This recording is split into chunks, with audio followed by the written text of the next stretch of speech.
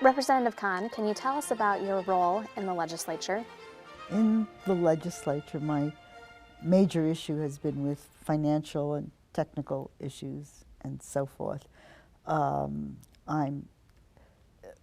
the Democrats are in control, I've chaired the Legacy Committee recently, and when we're not, I've been the lead Democrat on the Legacy Committee. So I've been working in the legacy issues, which is natural resource management, parks and trails, clean water, and arts and cultural heritage. And that's a separate, dedicated constitutional amendment. So it's kind of an easy assignment in these tough times because you're using the money for all things that people want, and you can't use it for something that someone might say is more necessary, like little children or elderly or something.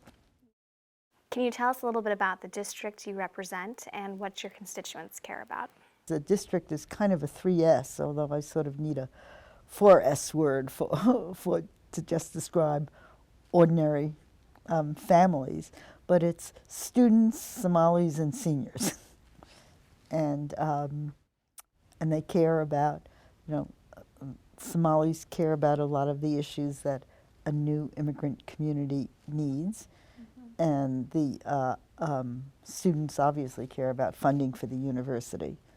And it's basically, and seniors care about the issues of, health care and support and so forth.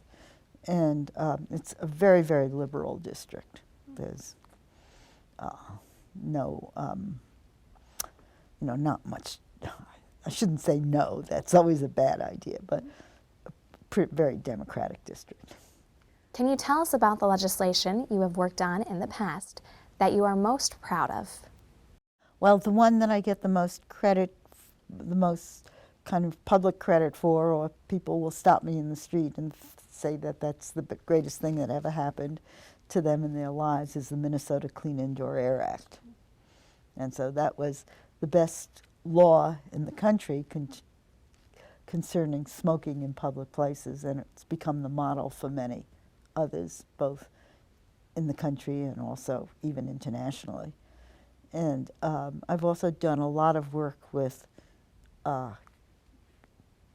women's athletics and so forth, and women's hockey in particular. We have very good funding for women's hockey, very good ice time. This is all sort of done by law, actually.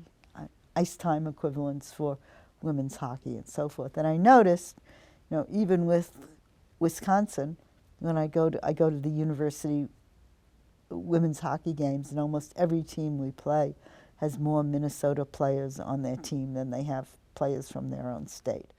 What would you say is the most rewarding aspect of being a legislator? Getting things accomplished. The other thing, in terms of, again, things that I'm proud of doing, is I've done a lot of work with information systems in the state, and this is just terminally boring. Everyone just turns off when you start talking about it. But we had an information system that had 38 separate silos of information, webmaster, all of those separate things that go with that, and we changed it into a one-silo system, and that saved. Apparently, a press release from the governor's Department of Administration is that we saved $3 million saved $27 million in the first 3 months of operation of that.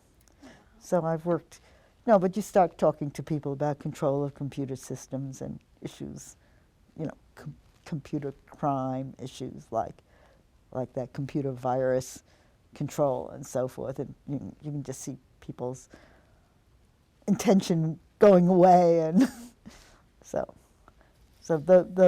those kinds of issues are really important, but they're also terminally boring to talk about in a political context.